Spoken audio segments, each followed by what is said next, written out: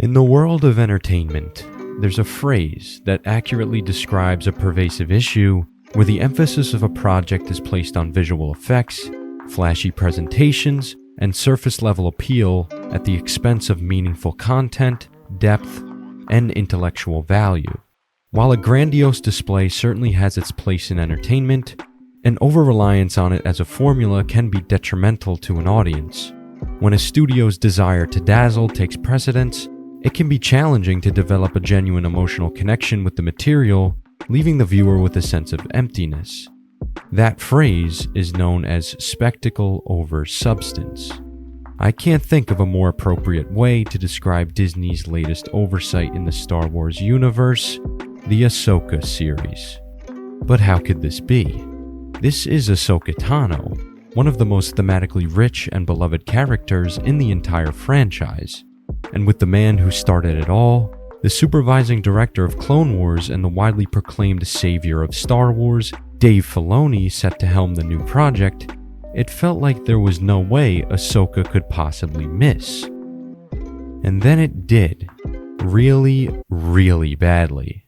To put it bluntly, Dave Filoni failed on virtually every facet in making the show a valuable contribution to this rapidly declining franchise. In true Disney fashion, we were given what the creators thought we wanted to see. Constant callbacks to prior Star Wars material, flashy lightsaber duels, and of course, this absolute stud reprising the role that we all know and love. However, when you remove the rose-colored glasses, what we're really left with is nostalgia bait, an empty shell of a narrative, and just enough Hayden Christensen that will leave you questioning his very existence in this story. New ideas and seemingly interesting plot lines were introduced and then dropped like a lead balloon on fire. So many missed opportunities just glaring the audience in the face. The utmost potential squandered by this savior of Star Wars so unapologetically committed to dragging his own characters through the mud. The series' namesake, portrayed by Rosario Dawson, isn't any more immune. Her stoicism of an older Ahsoka comes across less wise and emotionally experienced and more like a brick wall. That can probably be partially attributed to the awful writing all around, but by no means does she turn in an engaging performance. But what baffles me the most is that this is not her show. Ahsoka is Rebels Season 5. From the very beginning, Filoni operates under the assumption that the audience is familiar with the countless hours of his rather niche prior material, effectively alienating any new fans. Who is Ezra Bridger? Who is Grand Admiral Thrawn? Why are they missing and/or presumed dead? Why are they important? These questions aren't answered unless you've watched Rebels. This creates a severe disconnect between character motivation and audience engagement. We don't know why these newly introduced dark forces in Baylan, Shin, and Morgan are so hell-bent on reaching Thrawn, the same way we don't understand the relationship between our heroes and Ezra Bridger. The audience is thrown into Ahsoka without the slightest of previously established information, so the intent misses the mark entirely. Using this formula for a TV series is already setting yourself up for failure. You can see now why the problems begin to arise even before the opening credits. What we do gather from the first episode is that there's a MacGuffin map that will lead straight to them, so it's a game of cat and mouse between good and bad in order to prevent another war from breaking out. Plot established. But here's the thing. Ahsoka Tano had the map in her possession from the first 20 minutes of screen time. So why is it a game of cat and mouse at all? Well, it's because the supporting cast is replete with the densest of individuals so incapable of making rational decisions it'll make Vice Admiral Holdo look like a tactical mastermind in comparison. One of these individuals is everyone's new least favorite character, Sabine Wren, a dearest friend of Ezra Bridger who took the map in order to analyze it for herself after she was deliberately ordered not to do anything stupid. Of course, this results in her forfeiting the map to the opposition, leaving her with a lightsaber stab through the gut in the process. Remember the days when lightsabers would kill people? Qui-Gon Jinn rolling in his grave right now. She got impaled by a beam of pure plasma hot enough to melt through 6 feet thick steel doors, yet her wound looks like someone ashed a lit cigar on her skin. There's no way her internal organs didn't get completely perforated. But of course, she lives because she's resilient, I guess? I don't know. Nevertheless, after a fairly weak pilot, the stage is officially set, and it's up to our heroes to prevent the resurgence of the Empire. And trust me, I'm using the term heroes very loosely here. The 2 episodes that follow are already bona fide Star Wars filler, with nothing more than a couple of lightsaber duels and chase sequences to show for them. Seriously, you can skip from the first few minutes of episode 2 to the middle of episode 4 and pretty much miss nothing. This only further reinforces the hollow nature of the story that the show is trying to tell, or rather not trying to tell. The creators often use these action set pieces as a way to fill the time and avoid having to develop literally anything meaningful. I can't even begin to describe how badly this kills the pacing. And when there are lightsaber duels in every single episode, they start to lose their meaning. This is especially true when the wooden choreography is less than nothing to write home about, which is something we've come to expect from a Disney project. And at some point, 2 characters mean-mugging each other while they ignite their lightsabers in preparation for a fight really isn't as badass as the creators think it is. He's just standing there, menacingly! But with that fluff out of the way, let us proceed to Fallen Jedi, the first climax of the story. Ahsoka and Sabine reach Baylan and Shin and are given an opportunity to end this once and for all.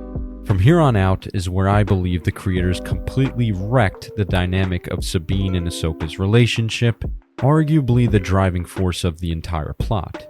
At this point, Baylan gets the upper hand in his climactic duel with Ahsoka and yeets her off a cliff as Sabine watches in horror.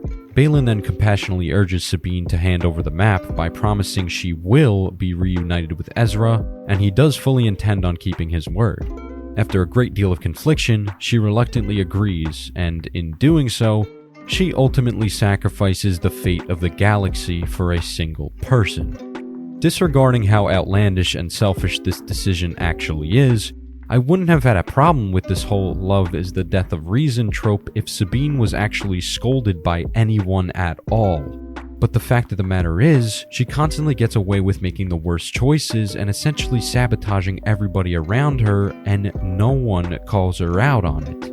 It'd be safe to assume that Ahsoka would have a great deal to say about this matter, being that she just so happens to know this other person who also sacrificed the fate of the galaxy for the one they loved most, and we all saw how that turned out. This would be a neat direction to go in, only reinforcing Sabine's rebellious nature. This would have made for a great subversion with an opportunity for character tension and could have foreshadowed her potential fall to the dark side. This parallel was staring the audience in the face for the remainder of the show's runtime, and yet it was never addressed because Sabine got nothing more than a slap on the wrist for her actions. You need some level of conflict for this relationship to make any sense at all. The fact that she never realizes what a horrible mistake she had made in single-handedly contributing to the resurgence of the Empire is inexcusably bad writing. Nevertheless, Ahsoka's apparent death sets up her temporary sentencing to the world between worlds. This brings us to the highest rated episode of the series, Shadow Warrior. When this episode first aired, this was all anyone was talking about. Some even went as far to say that this was the single greatest piece of Star Wars media that has ever been put to screen. I am here to tell you that this is most certainly not the case. On the contrary, this episode is everything wrong with current Star Wars. I hate saying this because I was really interested to see how they were going to incorporate Anakin into this particular plotline, but it ultimately culminates in nearly a half hour of key-jangling nostalgia that doesn't advance the plot or provide any type of character arc for Ahsoka. Her torment feels incredibly out of the blue, and similarly, Anakin's lesson felt like a shallow excuse to have the two of them on screen at the same time. If the scenes involving the two characters felt special in any way, I might have been more likely to accept it, but they are unremarkable interactions. Anakin's whole lesson is, we're at war, if you don't fight, you die. Ahsoka is torn up by this fact, but I can't understand why. She isn't actually young in this sequence, she's still adult Ahsoka just reliving her experiences as a child. This would mean that she's already learned this lesson and had been through this arc before, so her suggesting that she wants to stop fighting makes no earthly sense. She should know best from her many campaigns in the Clone Wars that inaction would lead to many more deaths, and at this time in the universe, she would be so hell-bent on stopping Thrawn solely based on what she went through in the past in order to prevent history from repeating itself. Casualties can't be prevented, so giving up would only make the problems worse. This culminates in even more filler, for a story that already has very little substance to show for it. But hey, we got to see Hayden in his Revenge of the Sith robes, wielding a red lightsaber, and the sound of Vader breathing, and the cool flash of Vader and Anakin with the voice of both of them, and the Clone Wars, and the Siege of Mandalore, and Rex, and... yeah. It was a spectacle, and spectacle tends to deliver instant gratification. The dazzling special effects or grand set pieces can be captivating for a moment, but they don't linger in the mind or prompt deeper thinking. Remember Kenobi? I'd be astounded if you did recall any other notable scene besides the final duel in that absolute dumpster fire Disney Dare calls a television series. That entire project stood on the shoulders of that one scene and completely crumbled under the pressure of not knowing how to get there. The unbearable over-reliance on nostalgia acted as a substitute for any level of quality storytelling or character development, hence why that show was a total flop. Ahsoka is no different in that regard. Unfortunately, Anakin's appearance in this show was nothing more than a surface-level character exploration under the guise of a meaningful lesson with the express intent of shoehorning Hayden Christensen onto our screens. Not even one born out of necessity, since the whole sequence gave zero insight into Anakin's post-Return of the Jedi mindset and worldview. And still, despite all of this, there's a sad truth that plagues this franchise that allows this formula to never fail. When the majority of the fandom can't get enough of the same character that's been explored in a million different ways, can't get enough of the soundbite of breathing that we've heard another million times, and can't get enough of the color red, there's nothing to give Disney a reason to ever stop doing this. As long as we get to see some variation of Darth Vader, it will garner viewers. I wish more people could see this as the shallow excuse for content that it is and recognize this universe for what it's become. The absolute last thing I would ever want to see from this franchise is the dilution and oversaturation of Anakin Skywalker. He is one of the most perfect characters in any series I had ever known. But the more we approve of cheap fan service like this, the less we'll be able to appreciate his story that we already know and love. You were my brother, Anakin! I loved you! I hate you! But hey, there's still a few more episodes of the show to run through, so moving forward. Ahsoka chooses to live, or something, and reemerges from the world between worlds as Ahsoka the White.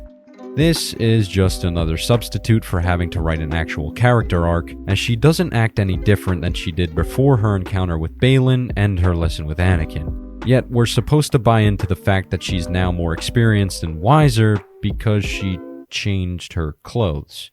But I digress. So, after 5 whole episodes, the game of cat and mouse continues as Sabine, Baylan, Shin, and Morgan jump to another galaxy in order to finally free Grand Admiral Thrawn. But Ahsoka was left behind. How in the world is she going to reach them, you ask? In the most contrived way possible. By crawling into the mouth of the plot device to end all plot devices and fast traveling to Thrawn's exact location like they're playing a Bethesda RPG. Despite not having the slightest idea what planet or even galaxy to go to. This is brushed off as Ahsoka had a feeling, to provoke some kind of theme along the lines of being optimistic in times of distress, but it just comes across as terrible writing, which is the real common theme that has plagued this series thus far. And don't worry, it only gets worse. The final 3 episodes get blended together in one of the most horrific displays of pacing that I've seen from any medium of entertainment, as our protagonists spend the majority of the time dilly-dallying, exhibiting no sense of urgency at stopping the impending doom that's transpiring not 20 minutes away from them. This apathy doesn't matter all that much anyway because Thrawn is a complete moron in this show. I've never seen someone lose so much and recontextualize it as that was my plan all along. Why is he still here? He could have left this wasteland the second he came in contact with Morgan, but no. He gives a plethora of opportunities for Ahsoka and everyone else to regroup and catch up, even despite multiple pathetic attempts to shut them down for good. If you really wanted them dead, why didn't you send the whole damn fleet of TIE fighters after them once they were sitting ducks? Why did you only send 2? It's just not in line with who he's supposed to be as a character. This, of course, gives the gang just enough time to track down Thrawn and company, and things go from bad to worse. In this sequence, we learn that Sabine Wren, the girl who couldn't move a cup in universe just a few days ago, is force sensitive, and damn strong at that. Here's my main issue with this. I didn't necessarily have a problem with her being force sensitive, but the writers completely dropped the ball on the believability of the whole thing. She had next to no training and was regarded by Hu Yang as the weakest force user he had ever known just 2 episodes ago. Then, out of the blue in the finale, she executes an absurd and crucial force push with no struggle, inevitably allowing Ezra to return home. This is so disrespectful to the character and, more importantly, the audience. How are we supposed to believe that she went through this entire Jedi training arc without the training? I could ramble about this for hours, but between that, Thrawn's incompetence, the pacing, the ludicrous plot armor, the lame undead stormtroopers, Baylan and Shin's story being left with little resolution, the 2 characters I was even remotely interested in, and the fact that the good guys achieved nothing, I can say without hyperbole that this was one of the worst season finales I have ever seen from a TV show. And when I say the good guys achieved nothing, I mean nothing. The objective established in the opening credits of the pilot was fairly straightforward. Reunite with Ezra and stop Thrawn. After 8 whole episodes, the quote-unquote new objective is, well, reunite with Ezra and stop Thrawn. Ahsoka and everyone else actually physically could have done nothing, and they still would have ended up with a better result in the end. Instead, they went backwards.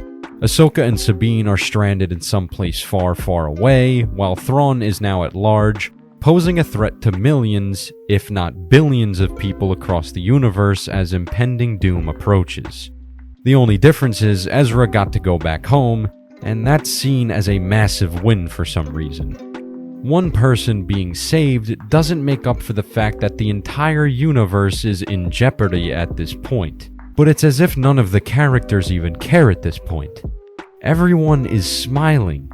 I don't understand this whole optimistic worldview at the end of the finale as if Thrawn didn't literally just win.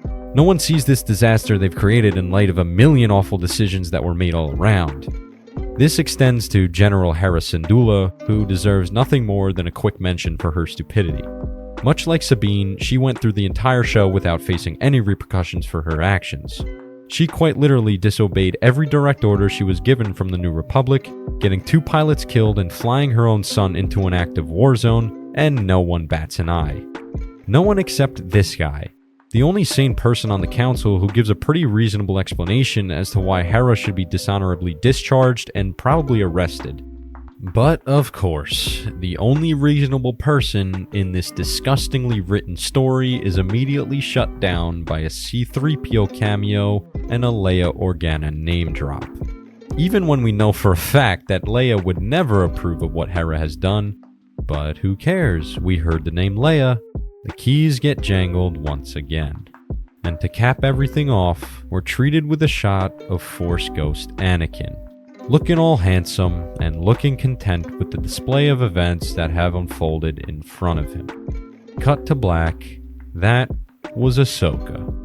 I hated it. The characters were insufferable, the pacing was horrible, and the writing was abysmal. Any potential payoffs were effectively flushed down the toilet, with no clear resolution in sight for the foreseeable future. It started weak, and ended even weaker. There's really not much more I could say.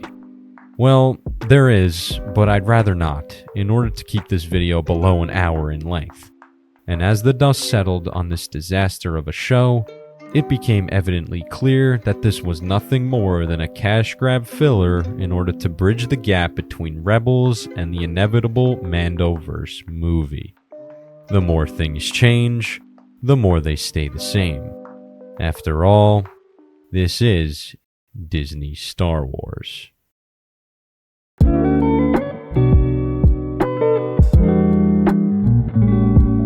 After everything that's happened, I cannot endorse a season 2 of Ahsoka. The 8 episodes that we were presented with were a catastrophe in terms of writing, and a complete crisis for the entirety of the main cast of characters. Even if there are some plot lines that may look somewhat promising, Dave Filoni effectively killed any interest I had in the show by going absolutely nowhere for the 5+ hours of runtime that we had to sit through. The series failed on all fronts to live up to the potential of its titular character, and it surely did not make a significant contribution to the Star Wars franchise.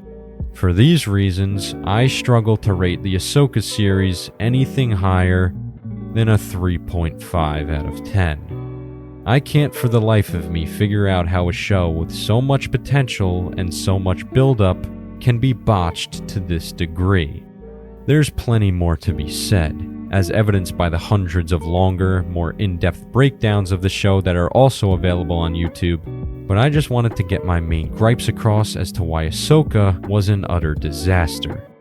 It is clear that while escapism has its place in entertainment, it's essential to strike a balance with substance to ensure that art continues to evolve and address the really important issues. Reliance on prior material limits the ability to tell new and original stories, so constantly constrained by the insufferable need to fit into the existing Star Wars canon. I guess the main question now is, what can we do better? Well, for one, we can play a crucial role in recognizing and rejecting shallow excuses for content. Let's not be swayed solely by flashy visuals, action sequences, or popular trends. Don't immediately be won over at the first sight of Hayden Christensen, or at the first sight of that one character that you know and love from that previous Star Wars project.